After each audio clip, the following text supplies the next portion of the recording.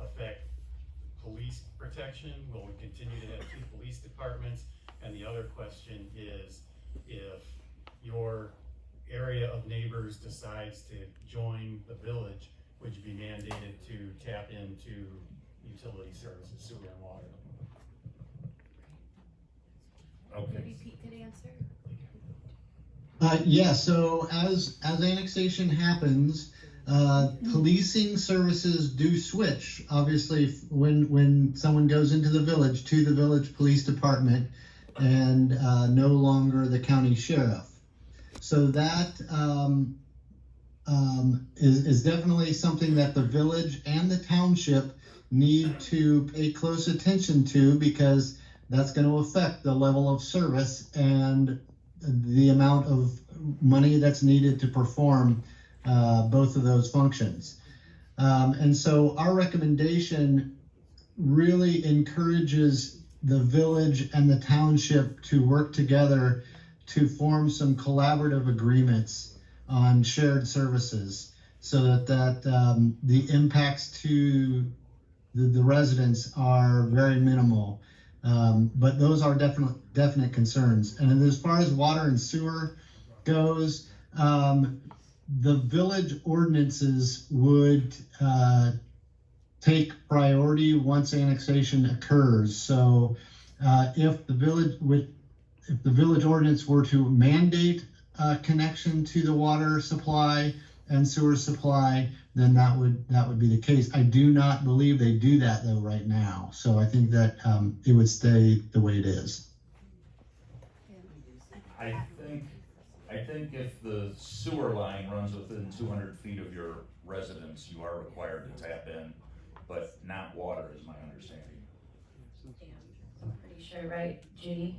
Yeah, and if I could add something about the policing. So if you were to annex into the village, you would no longer pay the police levy to the township. Now, then you would pay the police levy to the village. So it's. We don't have a police levy. There is no police levy in the village. Sorry. You would be paying the same general fund is what pays for the police? Is that correct? General fund levy. Yeah. So you would just no longer be paying the police levy to the township. And now the village would be responsible for policing your property. Is that correct, Judy? Yeah, and Pete Shade used that too. Good morning, Eric Turner. Quick question. I understand how it fixes or it helps to enlarge the voter pool and the pool of people.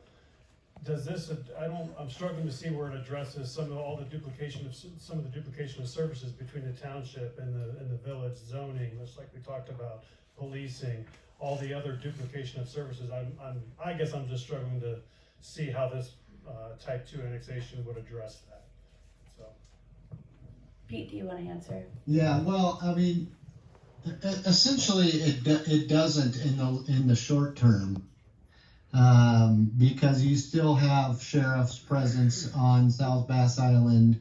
You still have township maintaining the township portions of the roads and the village maintaining the village portions of the roads. But as the village grows, then that shift really becomes more significant, and one entity, the village, could create some more shared service agreements with the township to kind of take over all of that.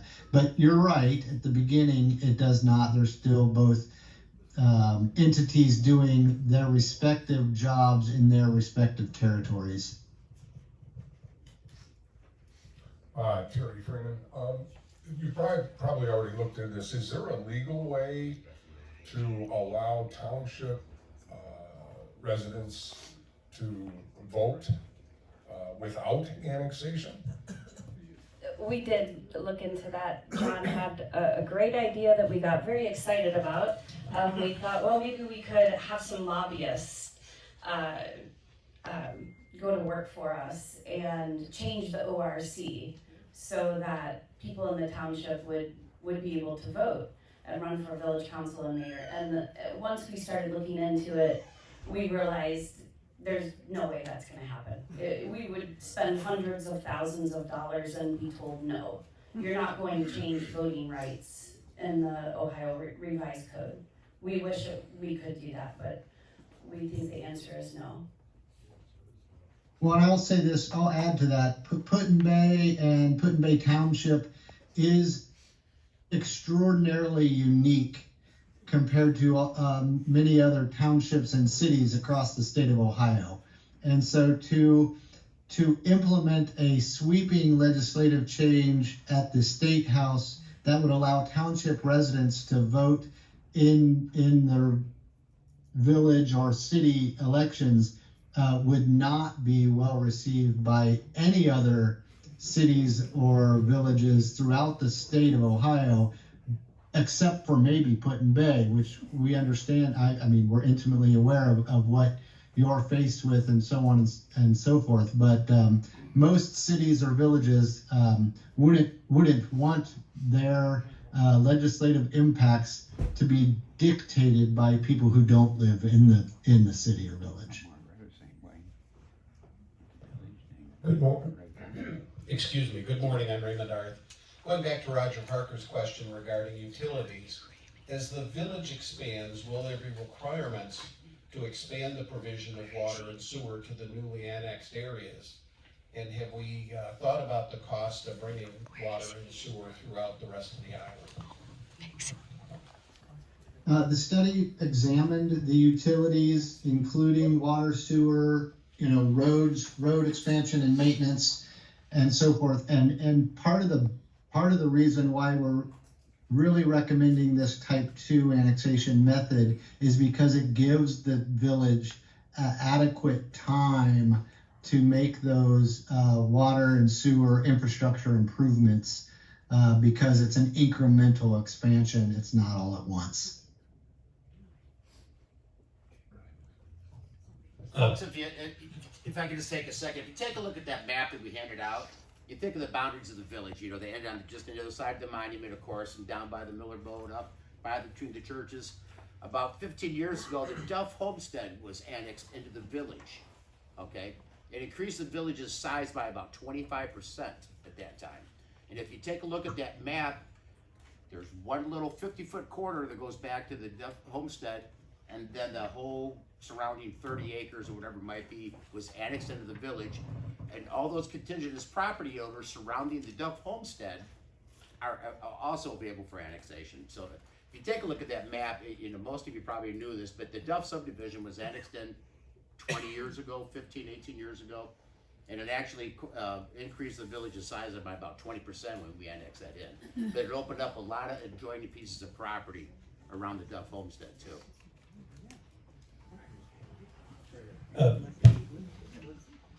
Hello? Okay. You took my one question. I had two questions. One, for annexation to occur, my name is Brent Kuwach. I'm out on State Route 357 adjacent to Kim Morrison's subdivision. So, can you jump across a street to annex, or does it have to be an adjacent property? Okay, that was one question. The second one is, I have not read the village charter. As you get more population in the village, and from everything I read and hear in here, there's trouble getting people running for office. But as the village grows, is there something in the village charter that would allow for additional village council seats to be added? Or anything like precincts or anything like that? That's dictated by the ORC, correct, Pete? The village charter there would be a required charter amendment that would be voted on to amend any number of council members and so forth. So it's not an ORC issue, it's a home rule charter issue that would have to be voted on. Can you have less council members than 6? Same principle. It's just the charter calls for X number of council members. In order to change that, you'd have to do a charter amendment.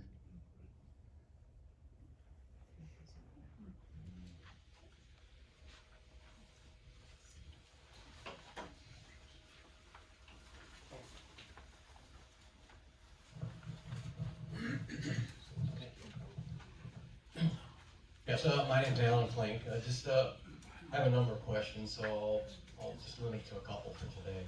But first off, from the survey that was conducted and was talked about here this morning, 82% of the respondents were in favor of a new form of government or some type of a change.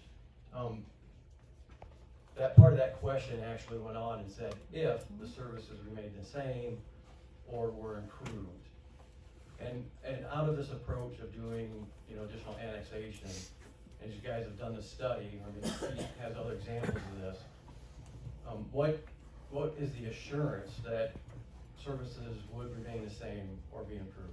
Because tax dollars are gonna go different places now. Even though they remain relatively the same, right, the township's gonna lose money, the village will gain money. There's two levies really that would change affecting services. So make sure I get this right. If you are annexed into the village, you're no longer paying the police levy to the township. So that's one that changes. The other is the road levy. And so now the village is responsible for doing your road maintenance, and you're no longer paying the road levy to the township. Everything else remains the same. EMS, cemeteries, fire, all the rest of the levies for services remain the same. Right, I get that part, but where you use that money to change, right? If it comes into the village and into the council making the decisions versus the trustees making the decisions, where that money is used. Are you talking? The trustees, the township is still gonna essentially get the same income except for the park district part of it and the police. And the road levy. There's no assurance that the current council will continue spending money the way they're spending money now anyways.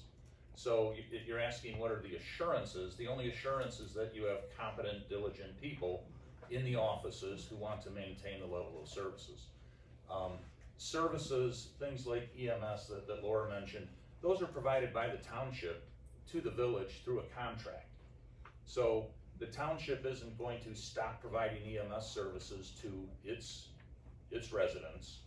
And, might the township say to the village, if the village grows, say by 10%, might the township say to the village, well, we need a 10% raise in the contract price to provide services into the village? Sure, that could happen. But that's between the two governmental entities. Okay. Thank you. I just, I have the mic. Well, I would just say that as a part of the annexation process, the village is responsible for accepting the responsibility to maintain the property that is being annexed, which puts the onus on the village to provide those services. Now, I think John made a good point. I mean, city councils change, village councils change, priorities for funding changes over time. I mean, it's a part of your duty as citizens to elect people who will spend the money the way you see best fit. But the basic premise to provide service is the responsibility of the village once that property has been annexed. Okay. Guess another question is around, there's a number of subdivisions that are actually in the village also, and in the township. As the annexation goes on, and from a subdivision perspective, first, does the whole subdivision need to come in or not? Or can just some members of that subdivision annex Parcel by in? parcel. So in a subdivision, some people could choose to annex and some people not. As long as they're contiguous to the village, they're eligible to annex. Okay. And I think from the last meeting, at least it was kind of indicated, within those subdivisions, many of them are private roads. They're currently not maintained by the village or by the township. So once the annexation would happen, they still remain private? Yes. Okay. And then lastly for today, out of the analysis that you guys did and the differences between the village and the number of ordinances, you know, that are passed over time, and the things in the township that may or may not be allowed. Is there a view or in the study where you guys took a look at that? One thing that came up after the other meeting and some different discussions, but like in the township right now, and this is a small point for most people, but it was someone who expressed this to me, is that you're allowed to have, you know, there's agriculture in the township, and there's activities that go along with agriculture, or there's livestock that are allowed in the township. It's currently on the island. Some people have chickens, some people have goats, there's been llamas on the island, there's been peacocks on the island, pet pigs, things like that, that in the village, there's actually some restrictions on that. You know, there's restrictions around noise of animals and smells and things like that, where there's not in the township. So there's probably other examples where if we could take a look, what are the differences between village and township, where people would see that, you know, kind of up front. Yeah, you could compare zoning resolution, the township zoning resolution to the village zoning ordinance to see what the specific differences are with regards to your individual concerns. I mean, I'm sure there are many similarities, but there are also probably, you know, a few dozen differences as well. But it doesn't mean that because the village is home rule, you can create different zoning ordinances if the citizens want to support that. You know, if the village council wants to do that, they can do that.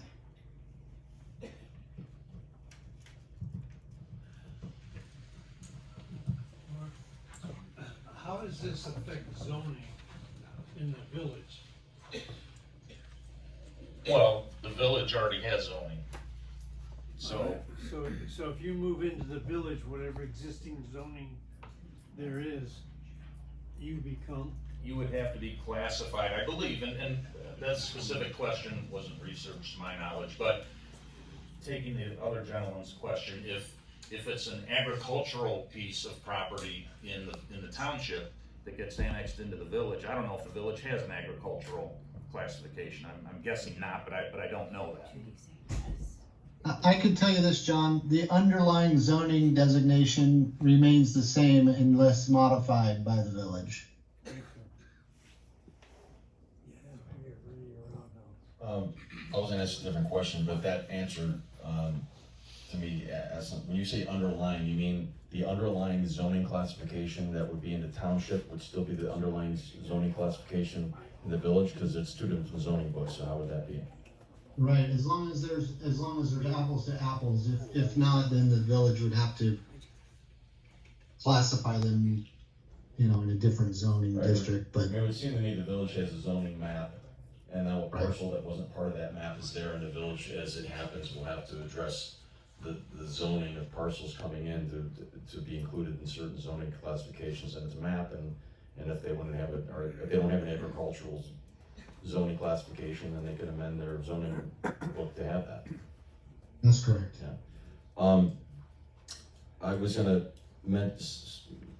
had a question or a comment on a lot of discussion about duplication of services, and probably that's a common thrown around phrase. I'm not sure there are duplication of services. There is inefficiency of services. But for example, the main thing people are thinking about is policing, and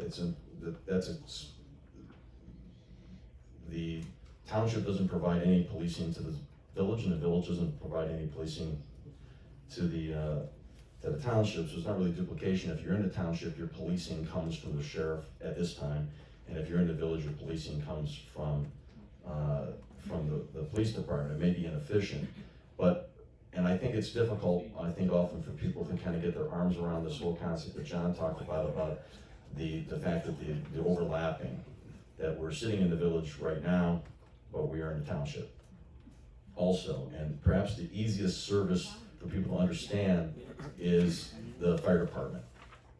And so the fire department, and I, correct me if I'm wrong, but I think this comment, and the mayor maybe could correct me if I'm wrong, but I don't know that it's true that, John, what you said before, that there's a contract for EMS and fire. I think it is township fire and EMS, and it's provided to all the residents of the township, including those who live within the village. And you pay, there's no reason for the village to pay the township for fire services, for example, because all of the residents of the village, who are also township residents, are paying that tax. Is that? That is true. Right, so there was a contract at one time to share policing services that doesn't exist right now. So really, when you talk about the services, you've got fire, cemetery, EMS, the schools, which is the school district, you know, none of that changes. It's all still provided under the taxes that are paid by every resident of the township. What changes is police and roads. And so the township would lose that revenue, but they also lose the responsibility to provide any services, so they don't have cost regarding that. And the village would have to take it up. I have to say, when I first heard this concept of this gradual annexation, I kind of hated it at first, because those of us who would like to see some change happen, you're kind of impatient, you want it to happen quickly. But you know, I did come to understand the legality of the difficulty of just flipping a switch. And I did think that there, as has been said by members of the panel, the beauty of it is this gradual thing gives an opportunity to deal with these two things that are the service changes, which would be police and roads, to where they can gradually work that out. But so I mean, I don't know if that addresses better the services, but to me the easiest way to think of it is everyone can kind of understand the fire department. I mean, the fire department is a township fire department. But it's literally physically located in the village. All right.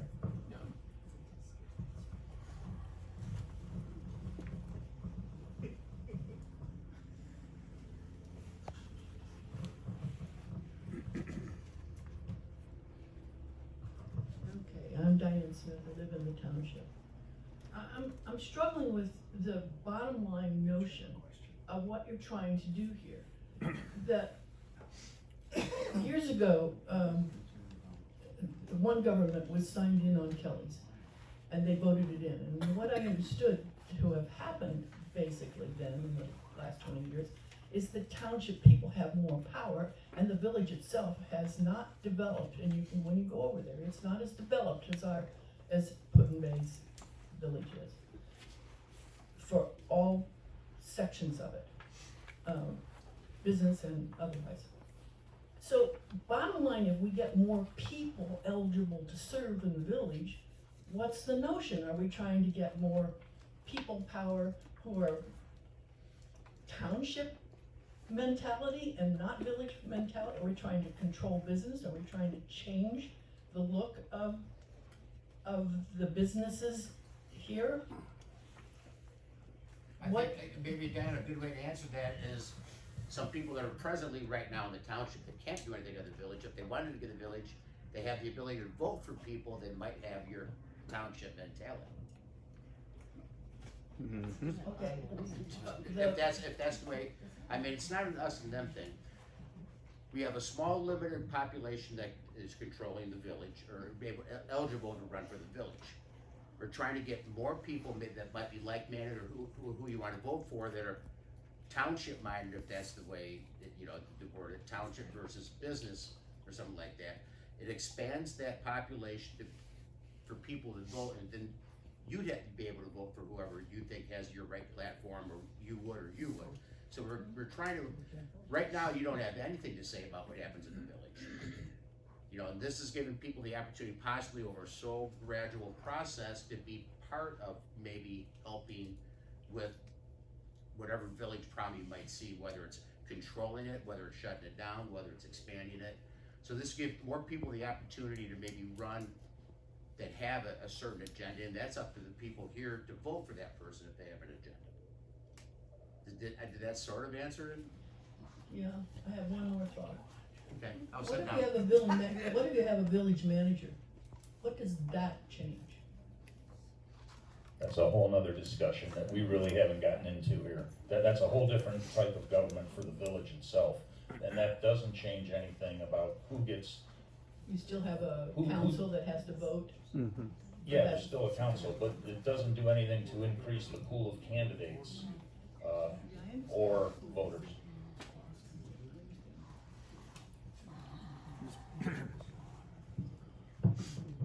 I'm a township owner. My name is Gabriella Kaplan. We tried to do this with Richard Keeler a few years ago. We used to call it One Island, One Government, and it was unsuccessful. And I have questions of how you can market your idea. You can see a lot of people here, they want to become One Island, One Government, but I see a lot of hurdles that you have actually explained to us. And before I came here, it has to do with marketing too. Before I came here, I spoke to a few of my neighbors and I said, are you coming? They said, for what? If we become part of the village, I don't know if there's truth to this, but they said, we're gonna have to absorb a lot of debts that they have, so why should I absorb the debts from the village? I'm happy being independent. And a lot of hurdles that I heard today is, for example, I would think that the majority of people from the township are just weekenders. They're not gonna wanna change their vote, so you have a huge hurdle to overcome. And then another hurdle is you're telling me that in order for me to join the village, I have to be adjacent to the village, but I have miles of people that are not going to want to, so no matter how much I try, I won't be able to.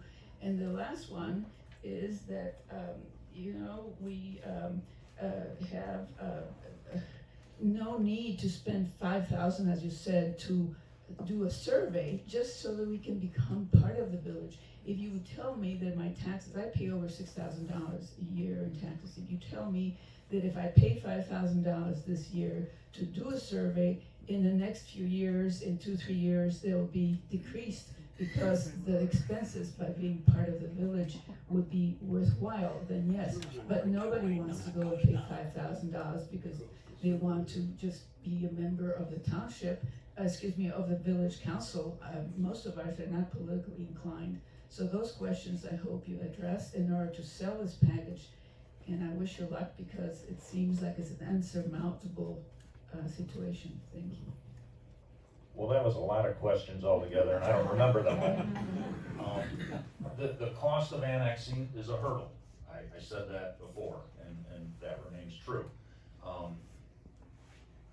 If you're civic-minded enough to say that I want to help change the way the village is governed, and not that the village government is bad, and I know our mayor is sitting here, and there are no complaints about the way the village is governed. However, there are 4 seats up this coming year, and it's the past few years where there have been elections, they've had trouble getting candidates to run, and a voice in the tail that wags the dog is something that I think would be very appealing. It comes with some cost, but that's really all I have to say about that. If I could just say one quick thing before I forget it, is exactly what Pete and his consulting group is proposing to us is nothing new. This has been in place over a year for the past 60 years, that the ability to annex into the village. And I think what we're doing more than anything is we're getting that information out to those that might be interested in it. This tool has been in place. It has been going on a half a dozen pieces that I know of over the past 15 years.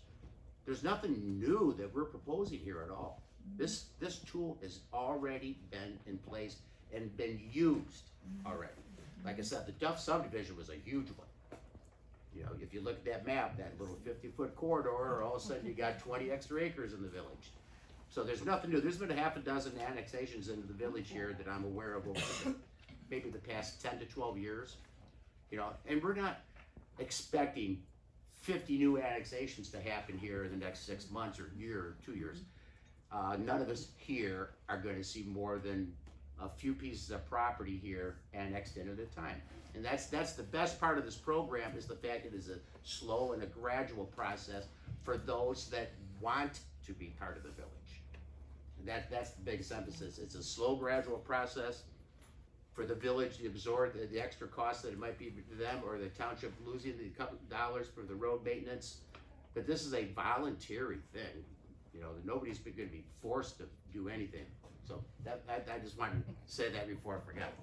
I'd also like to add that if it were easy, it would have happened in 1987. This is a very complicated topic and it's not easy. It's very difficult. And we're happy that we have a recommendation that is doable. If this had started in 1987, then maybe all of the properties would be annexed in by now. You can look at it that way. The other thing you mentioned was the village debt. I hear this mentioned a lot. I did a deep dive into this. I spoke with the person in Columbus who does the Moody's credit rating for the village.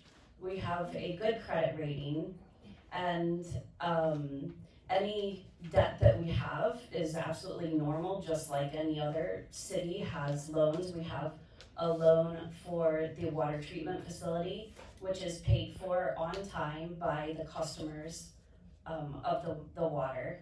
So it's in its own bucket. So if you were to annex into the village and you stay on your well, you're not paying for the water treatment facility, and there is no issue with that loan. Like I said, it's paid on time. There's no problem with it.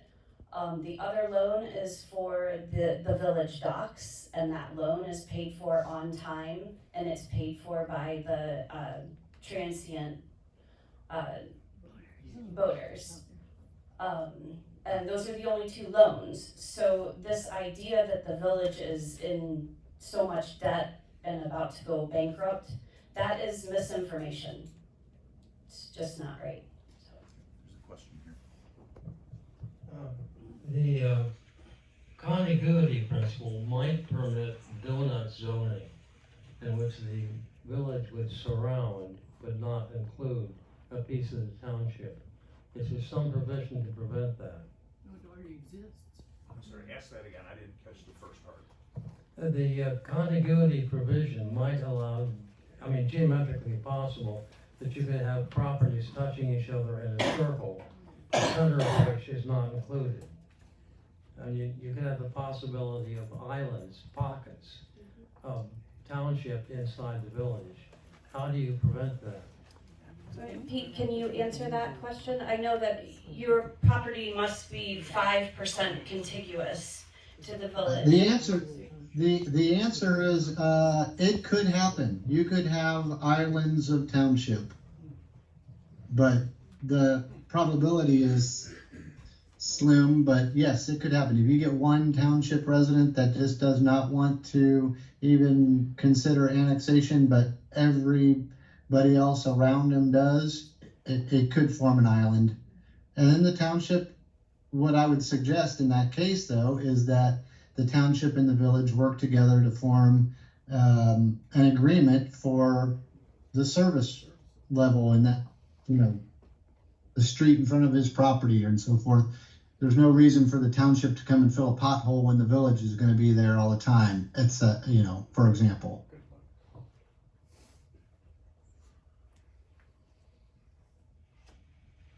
Anybody else? Go. Just a comment, I think some people might have got concerned about the fact that it's gonna cost you some money for surveys and stuff like that if you're being annexed in. The thing would be to talk with your neighbors, and if you have a surveyor coming over to do one piece of property, it's gonna cost a whole lot more than if you had 5 pieces of property. Yeah, and that's a good point. Kim Morrison, she's actually right now working on a group of properties because she butts up to the village. She's asked all of her neighbors, hey, would anyone else like to join in? And so that makes the cost a little better. And what we're hoping is that she'll create a template going forward. And so it might be easier for the attorney for the next bunch of people. So we're just getting into that with talking to the attorneys, and hoping that the costs could be reduced in the future. Roger Parker again.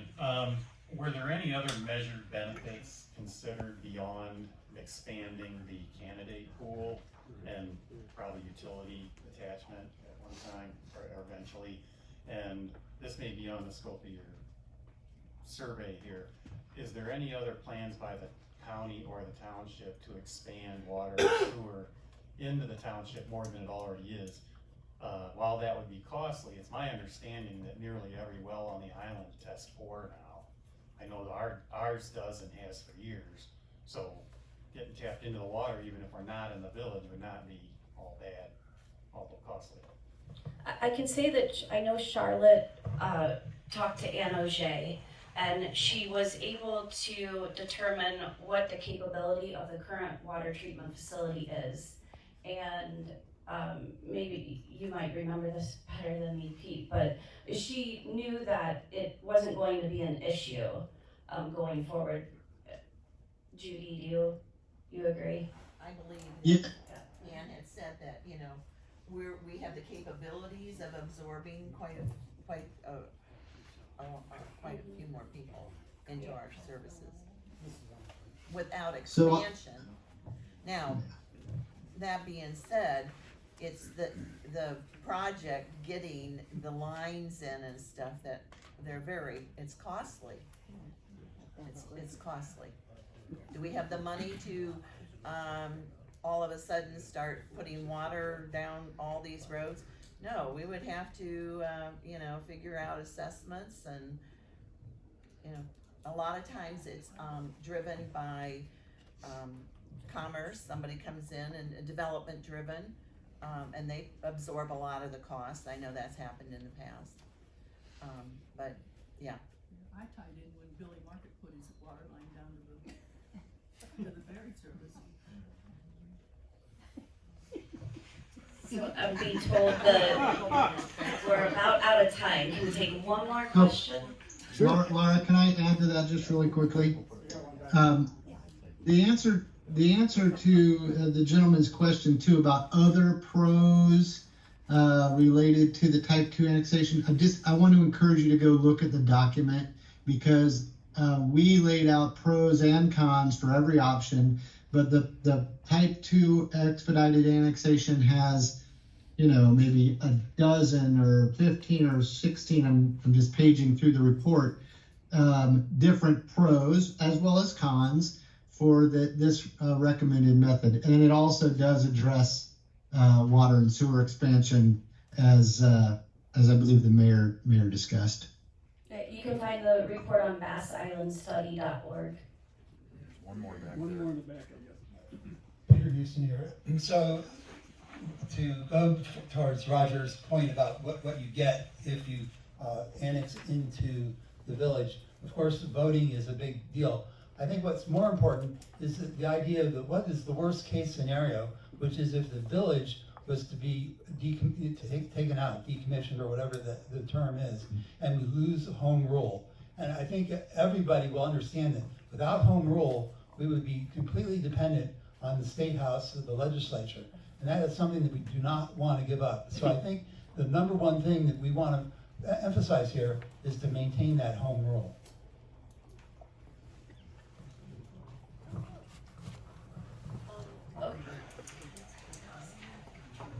Okay, I guess I'm gonna wrap it up. Thank you for coming and an incredible show of support here. I just want to mention on a personal level, one of the reasons I joined this group was because I believe in growth, but more importantly, I also, as I'm almost, my 50s are fleeting, I believe in preservation. So I think there is a good balance. I also would love to see the day that the village and the township work together, have meetings, not on the same day at the same time. That's always just has never sat well with me, and I know a lot of people. So that is why I am involved, and I believe in this project. And Laura has done an amazing job. And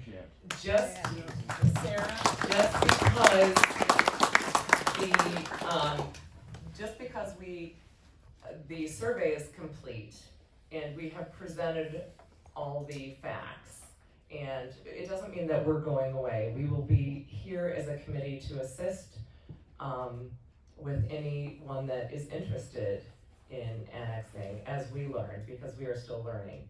And we will learn a lot from Kim Morrison, because she's, you know, Kim is a go-getter and she will get this done, and she will do it efficiently and share all her information. So thank you, everyone, for coming. Thanks, Pete. Thank you. Come on.